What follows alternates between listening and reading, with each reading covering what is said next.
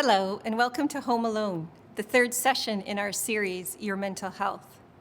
I'm Louise Campbell, Vice President of Lionsgate Hospital Foundation, the fundraising arm of the hospital and all publicly funded healthcare facilities and services across the North Shore. The Foundation has developed this webinar series to share with the wider community the knowledge and expertise of our mental health professionals based at the Hope Center. The COVID-19 pandemic has had a significant impact on our lives, and we're all having to find different ways of coping with the long-term stresses associated with the ongoing pandemic. Loneliness and loss of workplace and social structure, the difficulty of maintaining work-life balance, fear of job loss, financial worries, and boredom are all stressors impacting our mental health. As the number of people in our community requiring support for mental health issues increases, I talked to Dr. Allan Burgman, Medical Director of Acute Psychiatry for LGH, who shared his insights and expertise on how we can set boundaries, build resilience, and learn to live in a world full of uncertainty. I hope you find it informative. We've taken off our masks and we're sitting at a safe distance. Thank you so much for taking time out of your busy schedule to join me here today in the LGH atrium. It's a pleasure to be here. Thank you. So here we are, almost a year into the pandemic. How do you think COVID has affected our collective psyche? It's changed a lot. Like 2019, I'm a psychiatrist, so in 2019 I was expected to wear a tweed jacket and to be smoking a pipe as my stereotype. Come to 2020, I'm wearing surgical scrubs. I look like a cardiovascular surgeon from Ann Arbor, Michigan for some made-for-TV medical drama. Routines have changed and things have gotten so incredibly complicated in our lives. Something as simple as going to the grocery store in 2019, where you drove to the grocery store, you got out of your car, went in, chose some produce, walked down a few aisles, and then paid for your stuff at the cashier, was a seamless kind of pleasure to do. Now it's this arduous task where we have to line up at the grocery store like we're going into a ride at Disneyland and waiting for hours to get in. Then navigating the produce aisle is like navigating a minefield in which orange you can touch and which you can't. You can only walk down aisles a certain way. And then to pay at the cashier is this bizarre exchange where you're almost defusing a bomb and you don't use cash anymore. So yeah, things have changed dramatically. And what about the high level of uncertainty we're all feeling right now? I think the biggest thing about the pandemic that was frightening is we're the last jurisdiction to really be affected. So we saw things marching through China, through Europe, through Italy, through England, through Eastern Canada, and we're the last jurisdiction to be affected. So early in the pandemic, I think we were all frightened because we were seeing this horrific kind of stuff coming from overseas and how people were struggling, hospitals were overwhelmed. And I think that was the thing that saved us to some extent. I think that fear that we saw this reality TV moment evolving. And then we had someone as stalwart as Dr. Bonnie Henry at the helm to kind of keep us calm and carrying on, that we were able to kind of come together as a community and soldier on. And we did well through the first part of the first wave where everyone was doing the right thing, everyone was banging their pots, supporting frontline staff. And I think that was the thing that carried us through pretty well for the first part of the pandemic wave. We know the North Shore mental health team is seeing more patients, and we assume that you are too. Have you seen a difference in the types of patients that you've seen over the last year? There's been a huge overlay of people struggling with loss, crisis, and all of the adjustments that have happened with regards to the pandemic. I don't think I see anyone now that doesn't start off their story 3 sentences in saying, but if it wasn't for COVID. So it's been a real tidal wave of mental health issues. Let's talk about people stuck at home, whether they're working, out of work, or retired. Tell me about the issues that they're facing. Well, I think the first time in our history everyone has experienced what house arrest is like. Like at one point or another, we've all been subjected to having to stay at home. And I think initially that seemed kind of enjoyable because, you know, you stayed at home, you watched TV, you got into your comfy, cozy clothes, and it was okay. But I think that was very short-lived. Like, you can only watch so much Netflix without negative things happening. And I think the big thing that people struggle with is that has really robbed people of a purpose and a routine. And we really took that for granted because when you're out of a routine, you eventually start getting demoralized and you lose your momentum and you just lose kind of this joie de vivre for life. Like, we need a struggle. Everyone needs a struggle on a daily basis. Everyone has to get up, even though they don't want to get up. And everyone has to do something in the daytime that maybe isn't all that enjoyable to make the enjoyable part of life that much more enjoyable. And I think that's what really resonated with everyone that I've ever spoke to about this, is the struggle is that it's too much free time and it's not enjoyable anymore. So many of us are at home trying to keep in touch virtually with colleagues, family, and friends, yet we're still doing a lot less activity and socializing than we used to. How can we break the monotony of the pandemic without breaking the rules? I think that we all owe it to ourselves to build in a routine. So even though you're maybe not working, or maybe you're retired, or you're kind of working from home, you have to maintain that routine. So you have to get up at a certain time every day at the same time and go to bed at the same time. And in the waking hours, you have to have a routine where you're doing something, and it has to be something that's mentally and physically stimulating. You need that struggle and I guess that less enjoyable aspect of your life to make the enjoyable aspect of your life that much better. If you're retired, I think everyone needs some kind of project. Everyone needs something that they need to think about, problem solve, think how they're going to execute it, and then execute it. And it needs to be something, it doesn't have to be something elaborate. It could be something as simple as organizing your closet again. But it has to be a tangible thing where you have to think it through, and it has to be something that there's a satisfying deliverable at the end.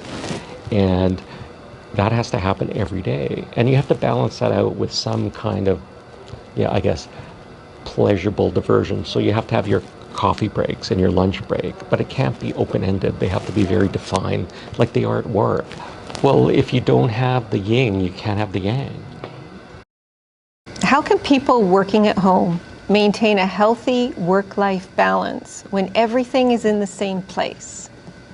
So I think if you work from home, the way that you have to execute it is you have to be very black and white. You have to have a spot in your house that hopefully you can close off from the rest of the house as your workspace, like an office or an extra bedroom. And that's where all of the work happens. You should be getting up at a certain time every morning, like if you were going to the office on a regular day. You should be getting showered and dressed, not staying in your sweatpants and t-shirt. And you have to devote whatever many hours of the day for that work during that daytime. And then once you finish that amount of work, you need to have some kind of clear-cut termination. So closing the door to that office that you have in the extra bedroom, and then doing something that gives you that break, whether it's then getting in the car and driving down to the grocery store to get groceries for dinner. So it gives you that moment of decompression that everyone needs, moving from work to home, or getting out and walking the dog a little bit. Because if it's all just intermingled, there's no downtime. So you're constantly in this white noise stress throughout your entire day. Whether working at home or at the office, Zoom virtual meetings have become a reality in the workplace. And it does come with its challenges. So how do you make the most of this new way of communicating? Through this pandemic, Zoom has taught me a lot about psychiatry. Just to back up a little bit, there's a famous psychological experiment by Pavlov where he had a dog and he showed the dog food and he rang a bell. And he conditioned the dog that every time the bell rang, the dog would salivate. So eventually got to the point in time where he could ring the bell and the dog would salivate even though there's no food there. Zoom has really conditioned me in a challenging way as a psychiatrist at LGH. Because every time that doorbell rings for a Zoom meeting, I have this upwelling of anxiety that I have to do something. But don't get me wrong, like Zoom has been very effective through the whole aspect of the pandemic, because without it, I wouldn't be able to see patients. It would just be telephone calls. And I really appreciate being able to reach out and see people at their homes and stay connected with them. It's very efficient, it's very easy to use, but there's also a little bit of inefficiency in it in the sense that the productivity doesn't have to be deliverable, because since they're so easy to set up, you can just have another Zoom meeting if you don't get things achieved. Whereas before, I would have to travel out to a meeting out at UBC in person. So things would have to be achieved in that meeting because I'm not coming out again tomorrow to do another meeting. We've heard that the availability of office space is on the rise, and some companies are seeing the benefit of their employees working from home. Tell me about the potential impact of people permanently working from their homes. Well, I guess for businesses, short term, it does save them money on infrastructure costs. I think it will cost businesses in the long run because you lose that cross-pollination of ideas when people are at the water cooler or at lunch talking about things. That's where innovation really happens in business. That's where ideas and problems are solved kind of on a very casual basis. So businesses, I think, need to kind of consider short-term versus long-term gains and benefits versus drawbacks. For employees, I think it's really quite challenging because, yeah, like when you're out of that corporate culture where you're not mingling with your other employees and other colleagues, you lose that synergy of work. There's a certain competitive energy that happens when you're working with people face to face that will be lost. You lose your collegiality, you lose that social connectiveness. And yeah, I think people can get really demoralized if they don't have the ability to go in on a daily basis to an office or a business. What about those who are retired from work and they're home alone? How might the pandemic be impacting them in particular? See, that's interesting because, there's two kinds of retirement. There's planned retirement and unplanned retirement. Planned retirement, people do really well. They go into the retirement knowing what they're going to do once they kind of settle in, and they have hobbies and activities and clubs that they'll attend. And those people do amazing when they retire. Unplanned retirement is really quite challenging. And I think we've all experienced what unplanned retirement is like because we've all been kind of stuck at home. We've all been forced to temporarily retire to some extent. And, retirement has 3 stages. The first stage is kind of this honeymoon, holiday style. You're excited, you don't have to get up in the morning, you don't have to go to work, you just stay up late watching TV, chatting, and it's just this free-for-all. And that lasts for a little while. Then you move into the productivity stage where, okay, the party's over. Now I'm going to get everything done that I've neglected because I was working. So that toaster gets fixed, that bathroom gets fixed, that wall gets painted, and you go through your entire to-do list, and then that gets done. And then you move to the third stage. And that's why it's important to be a planned retirement as opposed to the unplanned retirement, because the third stage is what your life is going to be like without your career. And if you don't have that planned out, you don't have this overlay of lots of different activities, you're going to struggle because the party's over, you've done everything you need to do, now you're just feeling kind of cut adrift. And in this pandemic, that's what we have to really focus on. This is a real good opportunity for people because this is an opportunity for you to explore everything that you need to put into place to have an amazing planned retirement. Start thinking about activities that you'd like to do or explore outside of work. Start looking at, clubs or connectiveness on the internet. Learn another language. Start doing something that you haven't done since you were a kid, like collecting stamps or knitting. Like rekindle all of these amazing skill sets that you had and interests that have been left dormant. This will get you through the pandemic, and this will benefit you when you retire. And what concrete steps can we take to cope with this situation of being home alone that, at least for right now, we can't change? I think it's important for us to stay connected with people, and yeah, it's a bit exhausting sometimes doing FaceTime or Zoom all the time, but sometimes doing kind of older things, like maybe writing a letter, like handwriting a letter to your daughter or granddaughter at university, sending a care package, putting together a nice little collection of things that will bring such joy to them when they open it up in their shutdown mode out in Ontario. Doing things that will kind of rejuvenate people, like talking to your neighbor at a distance across the fence, making sure that they're okay, going for a walk and just waving at people. Like, these are very basic things, but these are really the fabric of human existence. We're like social animals, and yes, we have this one amazing technology to stay in connected with people, but there's lots of other things. And there's things that we can do that are amazing things that will be carried forward in the future. Like, people should be writing down their family history and kind of collecting stories that are pertinent to their families, so that we can kind of have this kind of cohesive journal of things that we did during the pandemic, so that people can understand in the future what we went through. And it'll benefit our kids and their kids going forward, that they'll have all of this rich knowledge that we had the grace of this time to actually write down for them.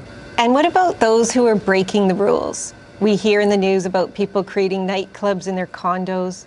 Talk to me about the impact of these stories on those of us who are actually following the rules.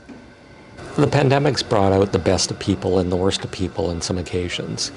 Like, the best of people have been the graciousness of businesses to drop off food at the hospital during the height of the pandemic, for the 7 o'clock cheer to cheer on people during the times that we didn't know what was going on and how bad it was going to be. The resentment comes by the fact that I think, we've made it this far, and we're almost over the finishing line with the vaccines coming out and things maybe starting to improve with numbers dropping. Why would people want to fumble now? Why would they want to have a house party or a nightclub in their condo and risk having the numbers spike again? The pandemic has clearly changed our lives like never before. Whether physically or figuratively, many of us feel home alone much of the time. Do you see there being a permanent impact on us? I think the pandemic has caused a number of changes that are probably going to be persisting, but it's kind of like that story of the ant and the grasshopper. Like, before the pandemic, we were the grasshopper. We lived this cavalier life of right in the moment, not preparing necessarily for doom and gloom, and it was a free-for-all. Now with the pandemic, we've all been converted from a grasshopper to an ant. We've kind of squirreled away things. We made sure everything's safe. We've kind of done our due diligence. We bought all of the toilet paper that we've needed. And when the pandemic ends, I think we'll all be ants for a little while. And the challenge is going to be trying to find the middle ground. We need to find that cavalier, fun lifestyle back again. But we'll always have to be prepared. And it's not a bad thing, because we live on a fault line, so we always have to be prepared for a natural disaster or another pandemic or something else.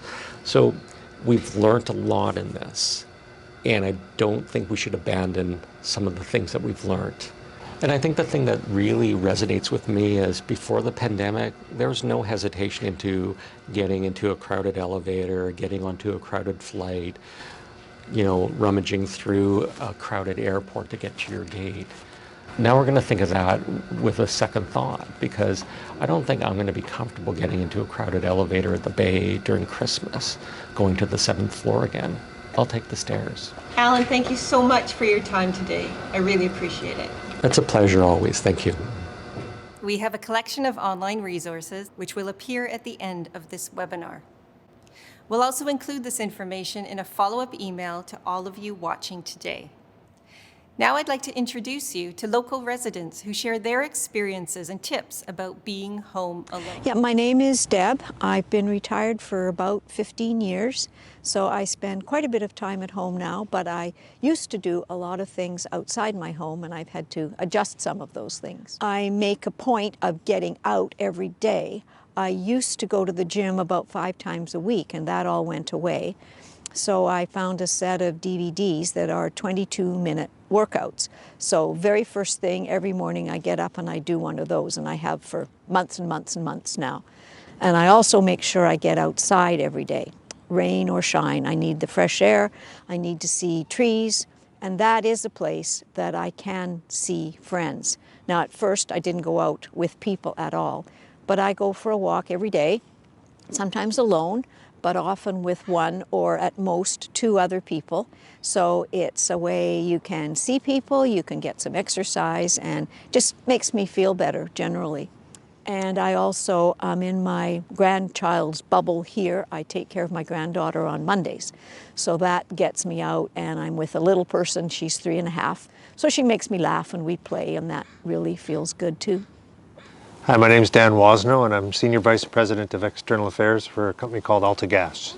So where I used to have a nice office downtown with all my computers set up, linked back to the company and that, now I'm working from home at a desk, and if the desk needs to be used by someone else, then I go downstairs or on the kitchen table, or sometimes actually on my phone in my car to get some quiet space when I need to have a phone call. So we are all adjusting, but it's been quite a change for us. So, I mean, that's one thing, you know, when you're in an office, you're moving between rooms, you're getting up and down a little bit to get coffees and other things. Here, now with the pandemic, you're kind of stuck at the desk all day long, and you go from one Zoom call to another Zoom call, or Teams or whatever you're using, to another call.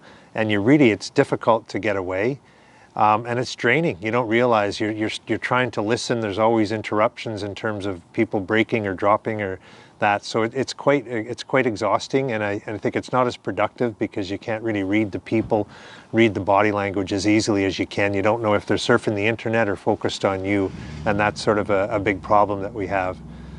You do get good attendance, but you don't know whether it's really productive attendance. The best thing about being on Zoom calls is you can be pretty casual, and no one's expecting you to be, you know, dressed up or anything like that. So there is some nice casual opportunities with Zoom calls, like to wear shorts when you're supposed to be at work all day long.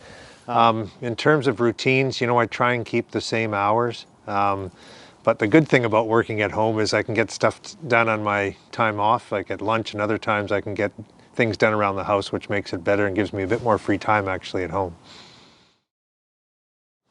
Oh, my name is Edith Chen. I'm a local realtor in North Shore. I'm also a board member of Lionsgate Hospital. I find, social life after we have this COVID is really changing for everyone. Because before the COVID, usually we work very hard, and then we plan weekend, we see friends, we go to restaurants, and also, every day when the weather is good, I always go to sea walk, for probably, 1 hour walk. After the COVID, we have a lot of restriction. I haven't seen my good friends for a long, long time. And we only can talk on the phone. I have some friends, they love, to do catering. We take turns, to each other's home, and we cannot do that anymore. My husband and I, we've been married for 38 years. And like before COVID, we have normal life. Like we can go out with friends. He can go, coffee with his friends. He can go golf with his friends.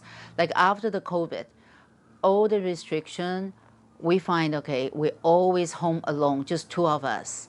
And because we really follow Dr. Bonnie Henry's, the regulation. And so it's really not easy home alone 24 hours even though after you're married for 38 years. Thank you to Dr. Allan Burgman and our participants for sharing your insights and experiences. And thank you so much for joining us today. I hope you found our session on social isolation useful. We're hosting our fourth and final session on kids coping with COVID in a few weeks, and we'll send you more details about it soon. LGH Foundation is launching a fundraising campaign that will enhance emergency care for people dealing with acute mental health issues. You can learn more and donate at lghfoundation.com. On behalf of all of us at Lionsgate Hospital Foundation, I wish you good mental health. Please take care and stay safe.